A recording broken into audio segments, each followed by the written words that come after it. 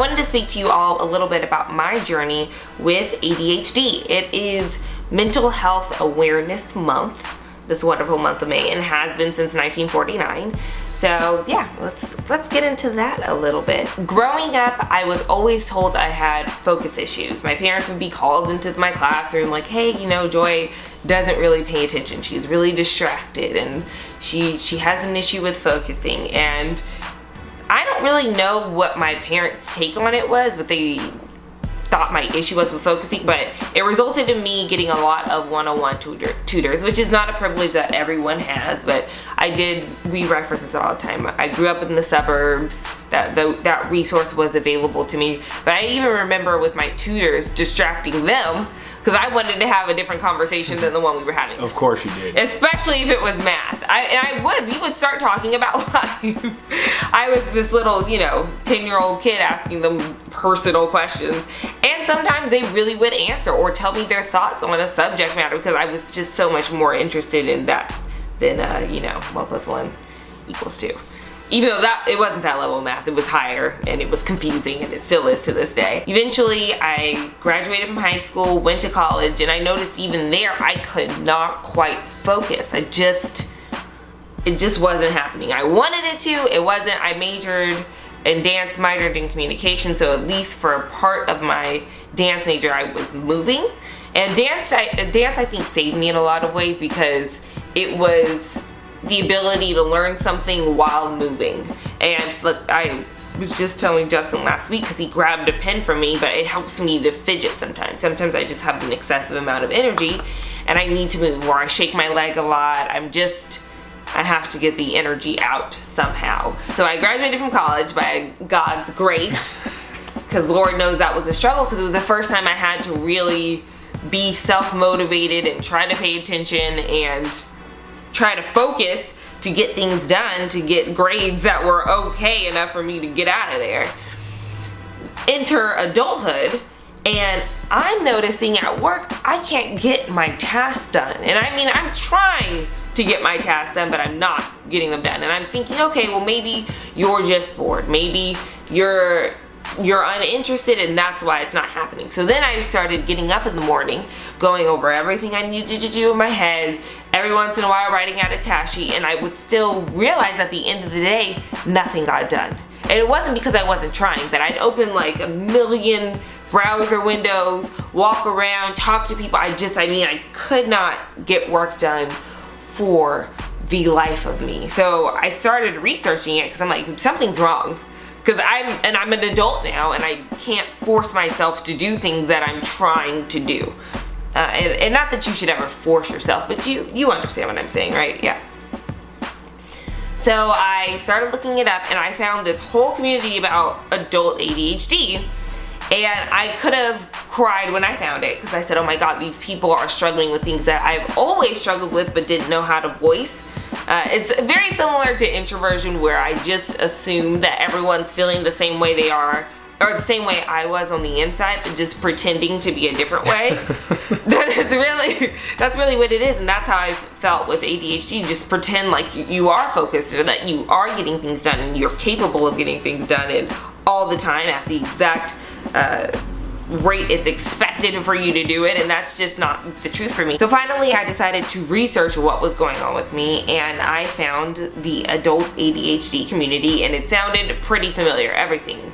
And it was nice because I realized I wasn't alone. I set up an appointment with a psychiatrist, and just to see what they would say. And when I finished my evaluation, she was like, so you have ADHD, and it's combined type, which means that I have hyperactivity and impulsiveness.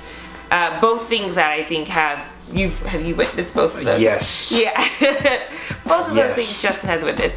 And I did tear up on my way, because I went right before work, and I teared up and I called my mom because I felt like I had a name for this thing that had plagued me, if you will. Not plague, yeah, no, it plagued me a little bit. And you all know that I've struggled with anxiety and depression, and to have a name for something else is, some people don't like titles, but I really appreciate them because it lets you know, okay, there's a community of people that struggle with the same things that you do. And I did try medication for a time. I didn't like it for me, but I would never, ever, ever shame people who do try it. The reason why the medication was difficult for me was because it was keeping me up a little bit too late at night, and sleep is really important when you have any kind of mental health, anything. Sleep is important, and I don't go to sleep super early now. Yeah, but that was keeping me up. 1 a.m. was the earliest I was going to go to sleep. And that's just a little too late when you have to get up and work the next day. And I just didn't want that cycle of, you know, being kind of drugged down like, woo, and not being able to rest, because it's just not great for me.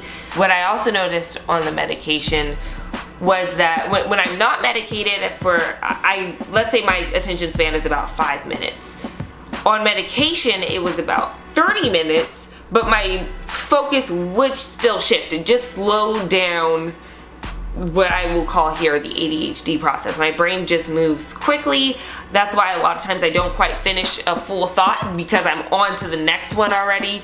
It can be difficult for me to have a just conversation about one thing. It can be difficult for me to keep the house super clean because I'm constantly just putting things down and walking away and not realizing that I did it, and before I know it, the house is in shambles. Completing tasks can be hard, but I've naturally been trying to work through it with, yes, meditation, exercise, getting the proper nutrition, sleeping. All those things affect your brain chemistry. I know it doesn't seem like it would, but it just does. That's the best thing that I could ever tell anybody ever, is that if you have any kind of mental health issue, if you take care of yourself, it takes the edge off. It won't make it go away, but it does take the edge off. So that's what I've noticed about my brain here. And if anybody has any questions about having ADHD as an adult, I'm more than happy to answer them, because it can feel very isolating and discouraging and affect your self-esteem in ways that you wouldn't even think, because it feels like sometimes you feel like, why can't I do this? Even though you can, but it just, the timing of it doesn't work out because your brain's just kind of on a different wave. And also I've learned that people with ADHD have to kind of have different schedules. You have to learn how to work with your brain instead of forcing your brain to work in a certain way. Being the partner or the spouse with someone who has ADHD, it was definitely a challenge, because I was looking at Joy constantly like, what the hell is wrong with you? And for years, and I want to say about maybe 2 or 3 years, Joy was like, can you research ADHD? Yeah, it's been 3 years. Can you research ADHD? Yeah. Can you research ADHD? And I was like, I'm not researching this. Figure yourself out. You thought it was an excuse. I didn't get a diagnosis till 25. I didn't think it was an excuse. Yeah. But I just was like, you need to figure this out. And because I knew this was a mental health disease. So for years, she asked me to do research. And just finally, it was probably, what, 2 weeks ago? Yep. I finally did my research and read on it, and I was like, oh, so you are the perfect candidate and the perfect description of ADHD. And it just helped me unpack some things and realize that, you know, this is a struggle that is your partner has to deal with. It is not who they are. It is a byproduct of their brain. Yes. And you have to realize and understand that they are struggling in a different way than you are struggling. And there was this one particular woman who's become an expert on ADHD, and I'm blanking on her name, but she wrote a book, and it was called You, Me, and ADHD. Mm-hmm. And basically saying is that you have a third party in your relationship or in your marriage that you have to learn how to manage. And since doing that research, but even before I started doing the research, I've altered my behavior to understand that, you know, joy is not coming from a place of malice or ill intent to say, I'm just gonna say 2 middle fingers up to Justin and just do what I want. Is there are some times where she just doesn't care, but a lot of times it is her ADHD and realizing that this is what is happening. I just have to learn to accept that and then create systems to put in place that will help the two of us operate more harmoniously. And in my research, I looked and saw that, and these are a lot of suggestions that Joy had previously made. And again, just because I wasn't open-minded to it. Remember that whole thing of control that I was talking about? In 10 minutes it can change your life, and not being a resistant prick. These are the things I'm talking about. So when I told you I'm speaking from experience, I wasn't lying. And so hearing Joy's comments and suggestions, and then reading professionals say the exact same things, I was like, oh, okay, well, yeah, you really can't fight anything anymore. You have to understand that this is a reality that you will deal with for the rest of your life, and you can try to control it, or you can adjust and operate accordingly. I'm trying to tell y'all that control thing will get you in trouble. It will get you in trouble. And so now I'm not even bothered anymore. I chunk it up. Now when I see things, I would just chunk it up and saying, okay, that's the ADHD, and instead of penalizing Joy, which I always did, I just internalize it. Does it still bother me? Of course. Yeah. Like, it doesn't bother me as much, but there's still like because I have to pick up or move things and that I don't necessarily want to do. But now that I have reassigned the blame and moved it from Joy and moved it to ADHD, is that we can communicate in a manner that is not parenting, parent versus child. And that's one of the big things the research talks about, is the person with ADHD often feels like the child, and the one who doesn't have it feels like the parent.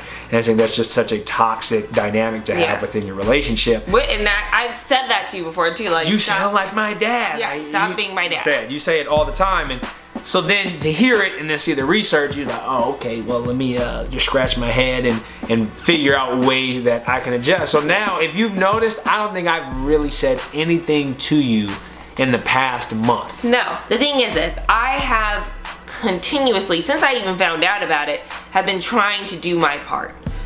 And I've been working very hard at it. And because Justin didn't understand how my brain was working at all, he couldn't even acknowledge the ways in which I had improved. He didn't understand the feat that it was. That this is a huge win for me, and I'm going to continue to work through some of my symptoms.